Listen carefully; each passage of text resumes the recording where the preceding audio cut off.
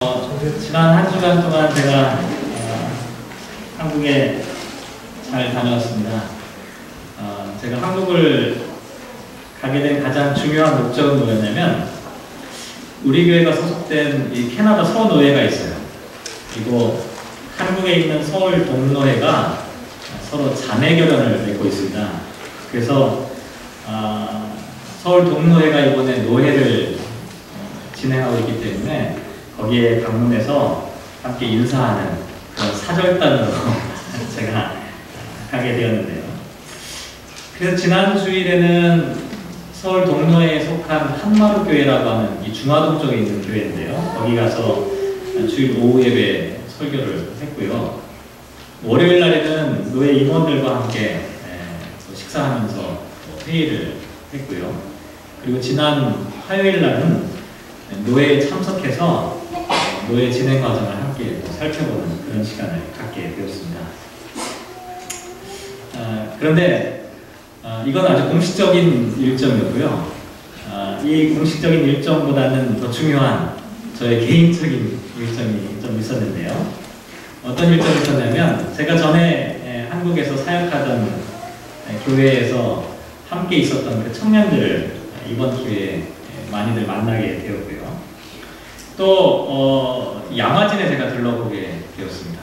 순교자 그리고 선교사님들의 묘지가 있는 양화진을 들러보고, 그리고 또 작년에 우리 교회에 오셔서 말씀을 전해주셨던 이재철 목사님을 가서 만나뵐 수가 있었습니다.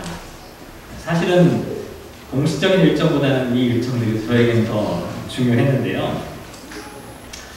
제가 전주에서 부목사로 사역할 때 만났던 그 청년들을 이번에 다시 만나게 됐는데, 지금 보니까 다들 결혼하고 애들이 벌써 둘, 셋 된 부모님들이 다 되어 있었습니다. 그리고 그때는 다 학생들이었죠. 대학생들이었으니까. 특히 이제 전주에는 전주 교대가 있어서 나중에 보니까 중견 선생님이 된 그런 친구들도 있었고, 그 중에는 부목사로 사역하는 친구도 있었고, 또 대학에서 강의하는, 제가 원고에다는 작은 따옴표하고 녀석이라고 했는데 저에게는 다 녀석들이죠. 다른 데서 만나면 그렇게 부르기 어렵지만 어쨌든 그 녀석들을 제가 이번 기회에 가서 만나게 되었는데요. 그 중에 하나 마음에 쓰이는 녀석이 하나 있었습니다. 제가 많이 아끼고 사랑했던 그런 녀석이었는데, 왜냐하면 좀 가정 형편이 어렵고 조금 시련이 많았던 그런 친구였기 때문입니다. 이번에 만났을 때 그 친구를 꼭 만났으면 좋겠다, 제가 이런 생각을 하게 되었습니다. 왜냐하면 다른 경로로 제가 얘기를 들어보니까 요즘 그 녀석이 신앙적인 고민을 많이 하고 있다는 얘기를 제가 들었기 때문이었어요. 실제로 하룻밤에 제가 그 여러 친구들을 한꺼번에 만나게 되었는데, 이야기를 하는데 그런 얘기를 하는 거예요. 이제 지금은 교회를 다니지 않는다, 이렇게 얘기를 하는 거죠. 사실 저에게는 상당히 큰 충격이었습니다. 한 15년 전에 제가 함께 사역할 때는 너무나 뜨겁게 또 열정적으로 함께 했던 그 친구들이었는데, 그 중에 어떤 녀석은 목사가 되어 있기도 하지만 또 다른 어떤 녀석은 신앙에 대해서 회의를 갖고 있는 친구도 있었기 때문이죠. 왜 그러냐 제가 물어봤어요. 그랬더니 어떤 다른 사람에게 상처를 받았기 때문이다. 그러면서 그런 얘기 하더라고요. 영화 밀양이라고 하는 영화 있잖아요. 그 영화 밀양에서 상처를 준 사람이 상처를 받은 사람에게 진심으로 용서를 구하지 않으면서도 자기는 하나님께 용서를 받았다, 이렇게 말한다는 거예요. 근데 자기도 그와 비슷한 경우를 당했다는 겁니다. 처음에는 그 사람을 좀 용서해 보려고 그렇게 애를 썼는데 이제는 더 이상 용서하지 못하겠다. 그래서 나는 교회에 나갈 수가 없다, 이런 얘기를 하게 되었습니다. 그 이야기를 제가 들으면서 참 너무 안타까웠어요. 야, 그래도 그게 아니지. 제가 간절한 마음으로 설득도 하고 여러 가지 이야기를 참 많이 했는데, 용서는 내가 하고 싶다고 하는 게 아니라 하나님의 명령이야. 그리고 한 번 용서를 했다고 해서 다 해결되는 것이 아니라 우리가 살아가면서 끊임없이 용서해 과정들을 밟아가는 것이 필요하다. 제가 이렇게 이야기를 계속 했죠. 왜?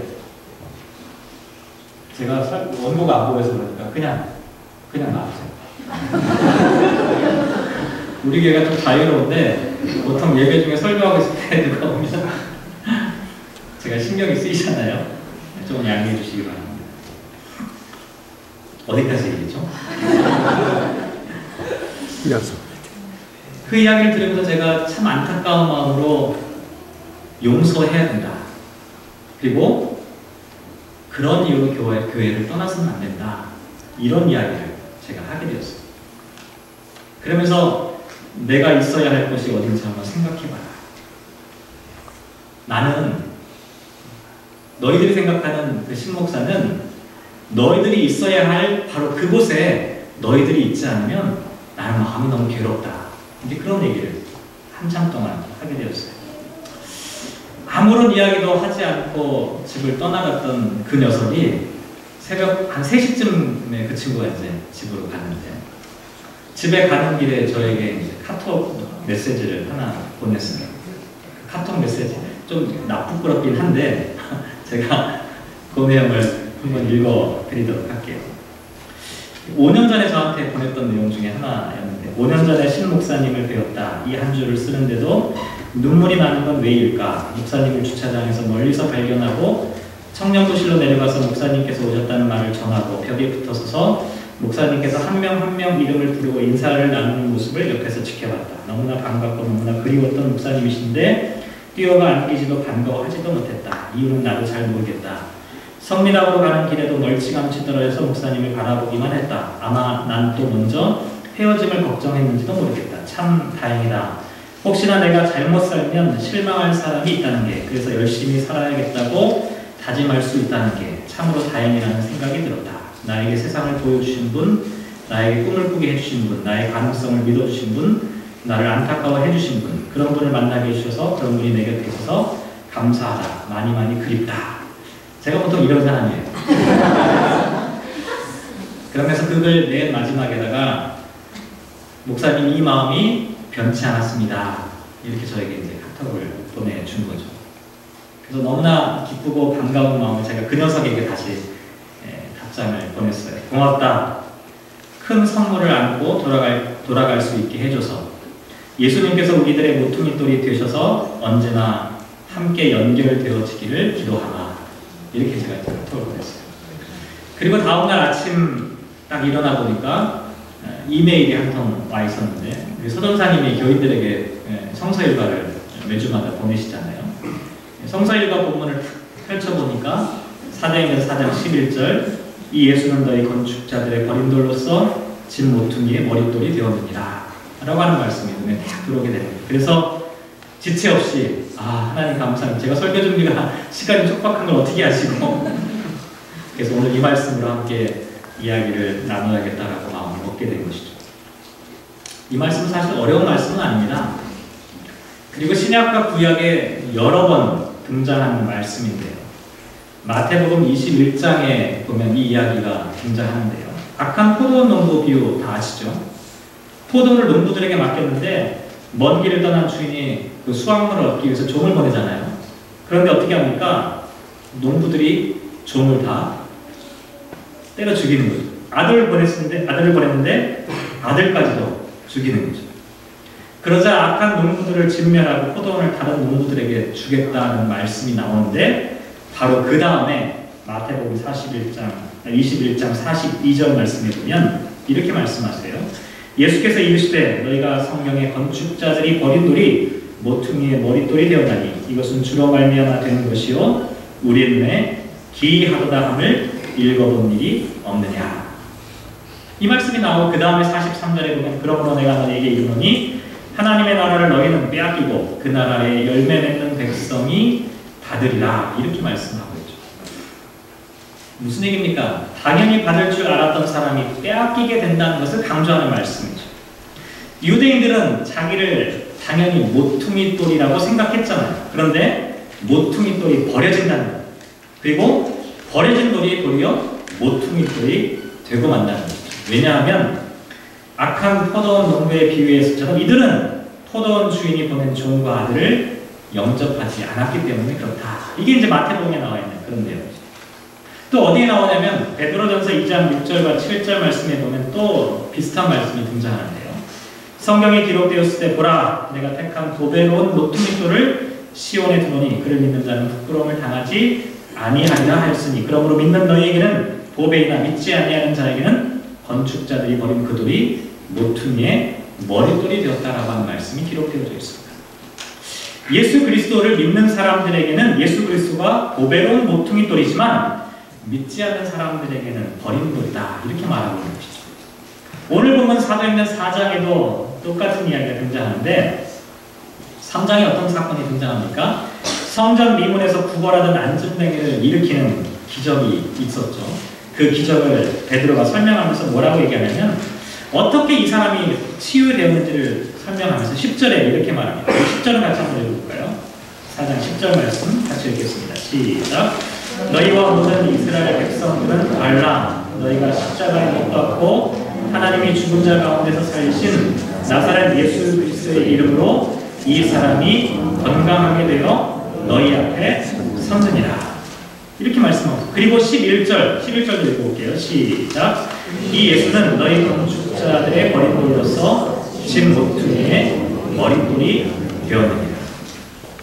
유대인들은 예수님을 필요 없다고 버렸지만 하나님께서는 예수님을 구원의 모퉁이돌로 삼으셨다라고 하는 그런 이야기죠. 마태복음 이야기나 베드로전서 이야기나 오늘 사도행전 이야기나 사실은 비슷비슷하지만 자세히 살펴보면 약간 다른 점들이 좀 보이죠. 뭐냐면 마태복음에서는 사람들이 자기 자신을 모퉁이돌로 생각하는 거예요. 그런데 실제로는 버린 돌이 되는 경우를 이야기하고 있습니다. 그런데 사도행전과 베드로전서에 나오는 말씀은 사람들이 예수님을 버린 돌로 생각하는 거예요. 그런데 사실은 하나님께서 그 버린 돌이신 예수님을 구원의 모퉁이돌로 삼으셨다. 마태복음에는 사람들인데 지금 사도행전과 베드로전서에서는 예수님이 누구냐라고 하는 그런 질문을 하고 있다는 것이죠. 그런데 여기서 중요한 것은 어떻게 해서 모퉁이돌이 버린 돌이 되고 버린 돌이 모퉁이돌이 될 수 있느냐라고 하는 점이죠. 어떻게 그렇게 되는 걸까요? 모퉁이돌이 뭡니까? 건물을 세울 때 그 기초를 이루는 파운데이션이잖아요. 기초석입니다. 건물의 하중을 견디기 위해서 반드시 견고하고 튼튼한 돌을 밑바닥에 모퉁이돌로 삼아야만 하는 거죠. 만약에 그렇지 않으면 어떻게 됩니까? 부실공사가 되는 거죠. 건물이 무너져버릴 위험이 크게 됩니다. 그러면 이걸 절대로 바꾸면 안 돼요. 모퉁이돌을 버린 돌로 삼고 버린 돌을 모퉁이돌로 삼아서는 절대로 그 건물을 튼튼하게 지탱할 수가 없다는 것이죠. 그런데 왜 그렇게 했냐는 것이죠. 성경에 보면 모퉁이돌을 버린 돌을 모퉁이돌로 삼는 것이 정상적이거나 흔한 일이라고 말하지는 않습니다. 시편 118편 23절도 똑같은 본문인데요. 거기에 보면 이런 말씀이 나와 있어요. 이는 여호와께서 행하신 것이요 우리 눈에 기이한다. 이건 참 기이하고 이상한 일이라는 거예요. 흔한 일이 아니라는 겁니다. 모퉁이돌과 버린 돌이 역전되는 이 현상들은 아주 특별한 일이라는 거예요. 그런데 왜 이렇게 특별하고 기이한 일들이 생겨나는 것일까? 그 이유를 한번 생각해 볼 필요가 있죠. 그 이유는 생각보다 간단하죠. 왜냐하면 우리가 가장 튼튼하고 안전하고 확실하다고 생각하는 그 모퉁이돌이 사실은 그렇지 않기 때문에 그래요. 우리가 잘못 알고 있기 때문에 그래요. 반대로 우리가 쓸모없다고 버린 것들이 사실은 중요한 건물의 기초를 세우는 단석과도 같은 주춧돌이 되어 있다는 거죠. 무엇인가가 우리를 착각 가운데 빠지도록 하고 있다는 것이죠. 우리는 이것이 모퉁이돌이라고 생각했는데 사실은 쓸모없는 버린 돌인데 그것을 모퉁이돌로 삼아서 살아가는 사람들이 있다는 것이죠. 반면에 너무나 중요한 것인데 이것을 잃어버리면서 살아가고 있는, 오해하고 있는 그런 이유 때문에 사람들에게는 이와 같은 역전 현상이 일어나고 있다는 것이죠. 결국 이 말씀은 저와 여러분의 삶을 지탱하는 돌이 어떤 돌인지를 한번 생각해 보라는 그런 의미의 말씀입니다. 저와 여러분이 가장 튼튼하다고 생각하고 있는 그 파운데이션이 정말로 튼튼한 것인지 안전한 것인지를 한번 생각해 보라는 것이죠. 저와 여러분이 지금 삶의 기초 가운데 가장 튼튼하고 확실하고 안전하다고 믿는 것이 과연 무엇입니까? 통장에 돈을 이렇게 많이 쌓아놓으면 그것이 나의 삶을 안전하고 튼튼하게 받쳐줄 수 있는 견고한 파운데이션이 될 수 있습니까? 직장 생활을 잘하고 있으면 이 직장은 캐나다에서 보증하는 직장이니까 이 직장 생활 잘하면 나의 삶은 절대로 흔들리지 않는다 라고 자신하는 그와 같은 견고한 파운데이션이 될 수 있겠습니까? 지금 내가 건강하니까 나는 무엇이든지 할 수 있어. 건강이 저와 여러분의 삶의 기초를 이루는 견고한 파운데이션입니까? 과연 무엇이 저와 여러분을 튼튼하게 견고하게 지탱하고 있는 온전한 모퉁이돌이 될까요? 오늘 제가 예배를 시작하면서 예배의 부름 가운데 함께했던 성경 말씀 시편 23편인데 이게 성서 일과에 들어와 있는 말씀이죠. 너무나 유명한 시편이죠. 제가 다시 한번 읽어보죠. 여호와는 나의 목자시니 내게 부족함이 없으리로 그가 나를 푸른 풀밭에 놓이시며 쉴만한 물가로 인도하시는구나. 내 영혼을 소생시키시고 자기 이름을 위하여 의의 길로 인도하시는구나. 내가 사망의 음침한 골짜기로 다닐지라도 해를 두려워하지 않을 것은 주께서 나와 함께 하시니라. 주의 지팡이와 막대기가 나를 안위하시나이다. 주께서 내 원수의 목전에서 내게 상을 차려주시고 기름을 내 머리에 부으셨으니 내 잔이 넘치나이다. 내 평생의 선하심과 인자하심이 반드시 나를 따르리니 내가 여호와의 집에 영원히 살리로다.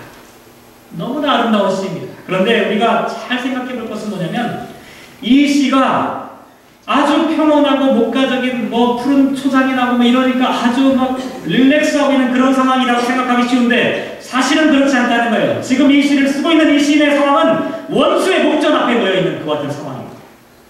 사망의 음침한 골짜기를 지나가고 있는 상황이에요. 아주 위태로운 상황입니다. 그런데 놀라운 것은 이 시의 시인이 뭐라고 고백하고 있습니까? 하나님은 나의 목자가 되시니 나에게 부족함이 없다라고 이야기하고 있는 것입니다.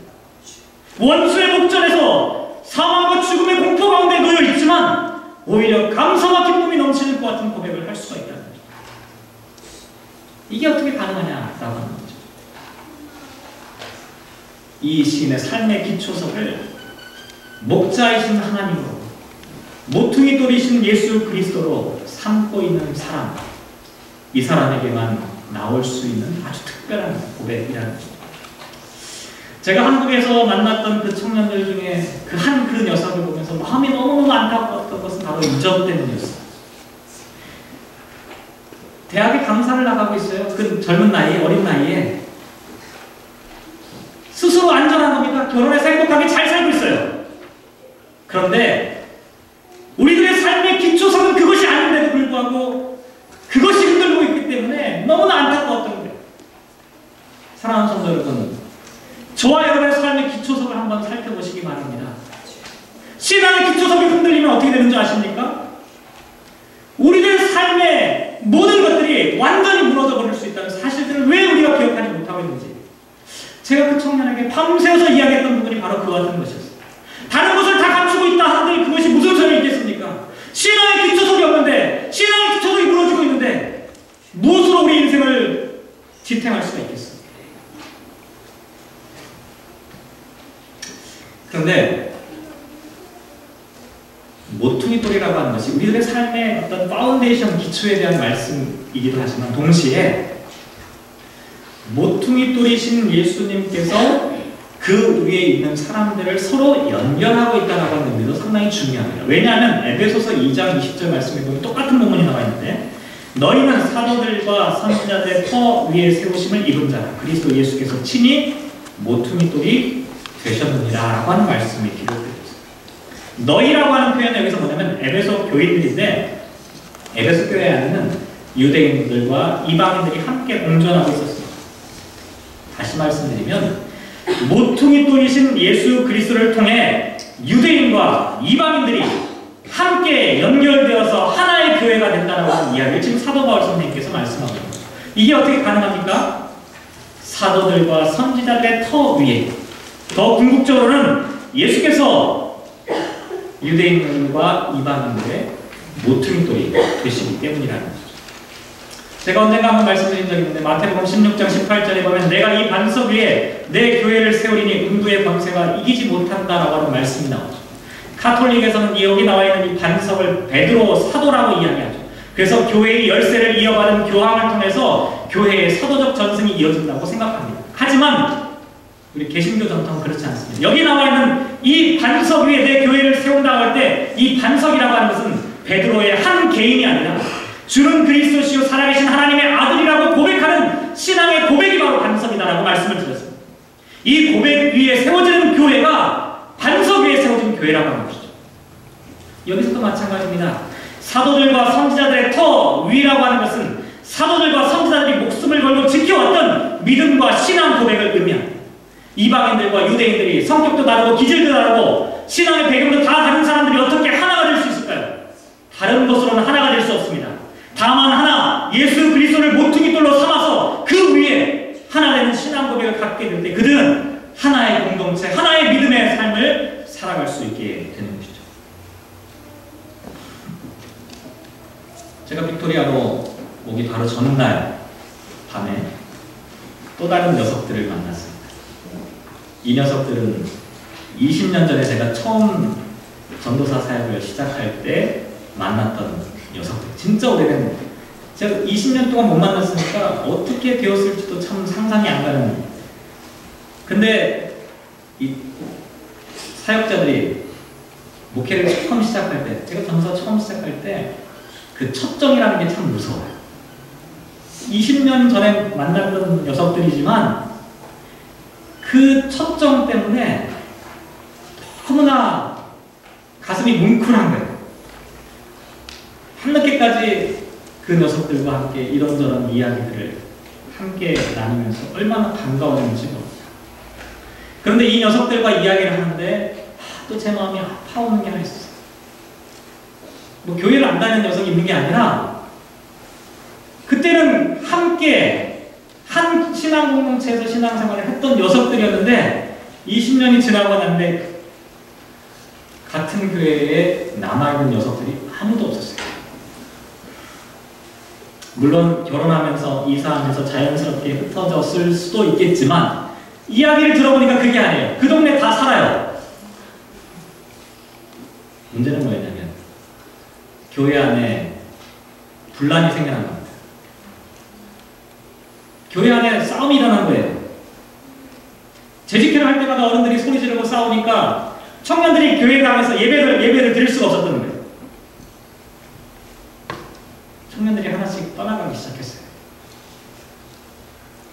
너무너무 마음이 아프더라고요.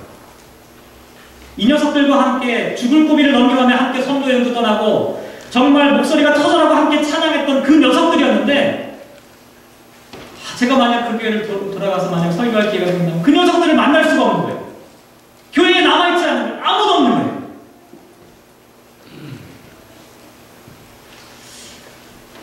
지금 와서 제가 생각해보니까 제가 한국을 방문하게 된 이유는 동노회에 참석하기 위해서인 줄 알았는데 그게 아니라 하나님께서는 오히려 저에게 이 녀석들을 다시 만나도록 하신 것이 아닐까.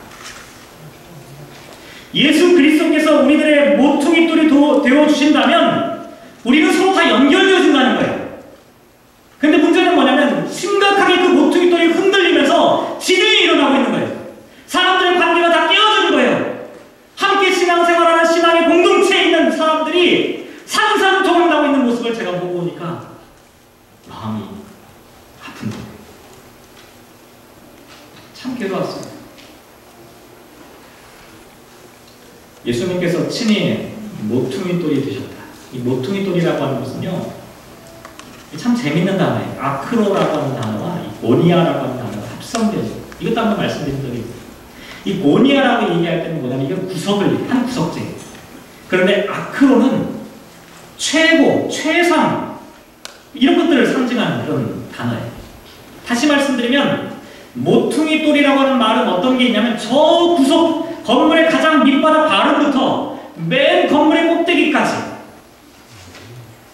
처음과 끝을 그리스도이신 예수께서 연결하고 있다는 것을 의미합니다. 저 밑바닥만 모퉁이돌로 되어 있는 것이 아니라 저 끝에도 우리들의 첫 출발점도 모퉁이돌일 뿐만 아니라 우리들이 지향하는 목적과 비전과 꿈도 역시 모퉁이돌이신 예수 그리스도를 향하고 있다. 그래서 우리는 하나의 신앙 공동체, 하나의 믿음으로 사도들과 선지자들 위에 터 위에 세워진 하나의 신앙 공동체라고 하는 것을 말씀해주고 있는 그런 내용이죠. 그림을 하나 보여드리고 오늘 설교를 마치려고 합니다. 여러분들에게 꼭 권해드리고 싶은 책을 제가 한국에 있는 동안에 하나 사서 보게 되었습니다. 렘브란트 성서를 그리다라고 하는 책인데 제가 지하철에서 아무도 책을 읽지 않는데 지하철을 타고 다니면서 이 책을 얼마나 정말 뭐랄까 감격스럽게 이 책을 읽었는지 모르겠어요. 여러분들도 기회가 되시면 이 책을 꼭 보셨으면 좋겠는데 그 중에 한 그림이 있어요.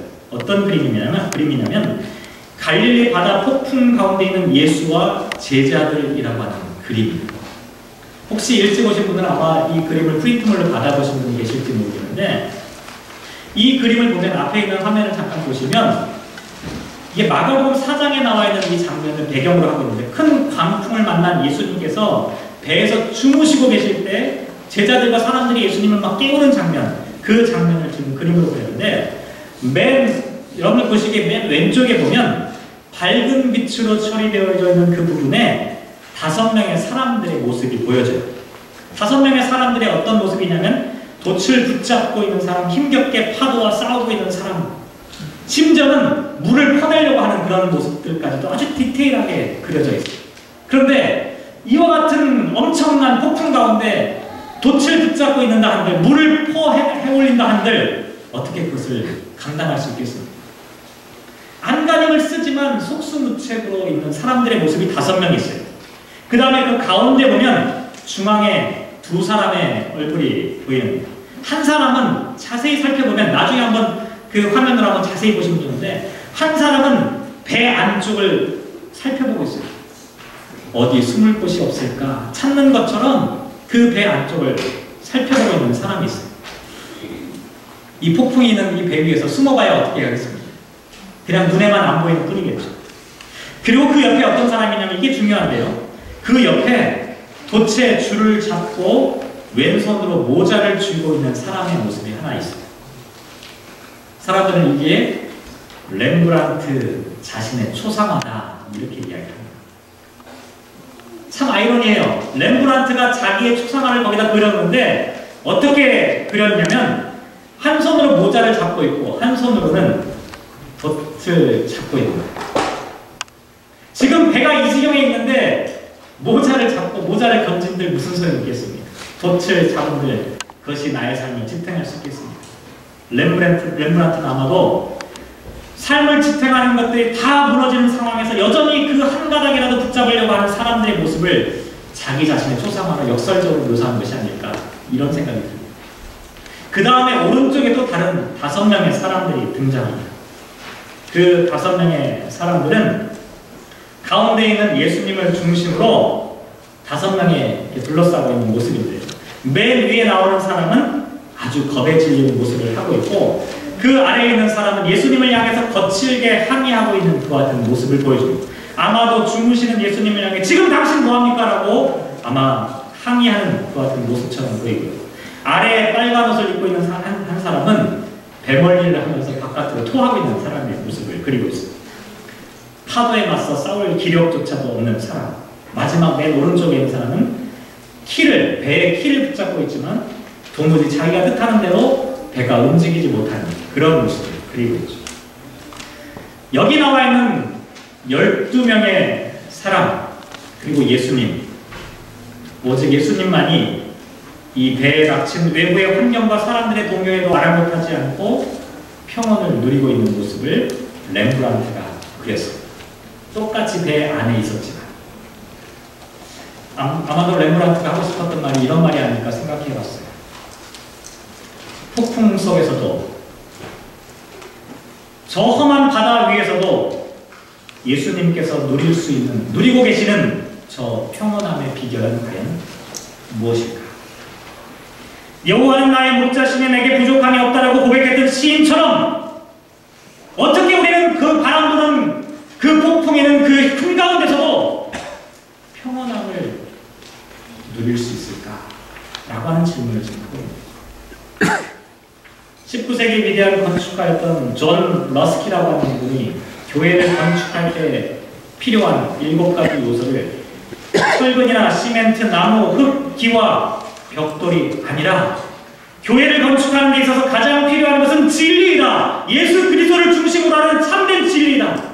아름다움이다. 애정이다. 희생이다. 순종이다. 그리고 흘리는 땀방울이다. 마지막으로는 사람들이 함께 꾸는 하나님 나라에 대한 꿈이다. 이렇게 이야기했습니다. 교회는 세상 사람들이 생각하는 것처럼 물질적인 재료로 구성되어 있지 않습니다. 예수 그리스도라고 하는 모퉁이 돌 위에 사람들이 바르게 서 있을 때, 그때 하나님의 교회가 바르게 세워집니다.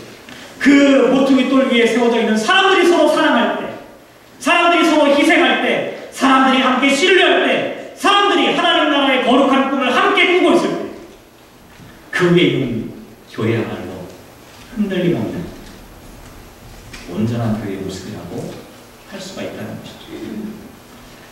오늘 마지막 주일 예배를 드리고 다음 주부터 우리가 새로운 예배 처소로 옮겨가게 됩니다.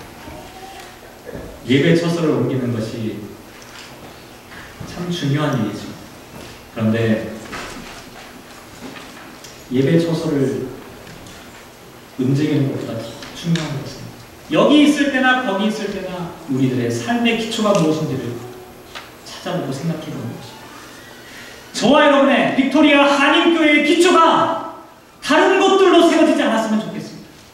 오직 그리스도이신 예수께서 우리들의 모퉁이 돌이 되어주셔서 험한 파도와 폭풍이 있는 그 세상 가운데서도 흔들림 없이 계셨던 그 주님의 모습처럼 우리도 이 험한 인생의 파도를 헤쳐나갈 때 그리스도와 함께 걸어갈 수 있는 그와 같은 사람들이 되었으면 참 좋겠습니다. 함께 기도하겠습니다.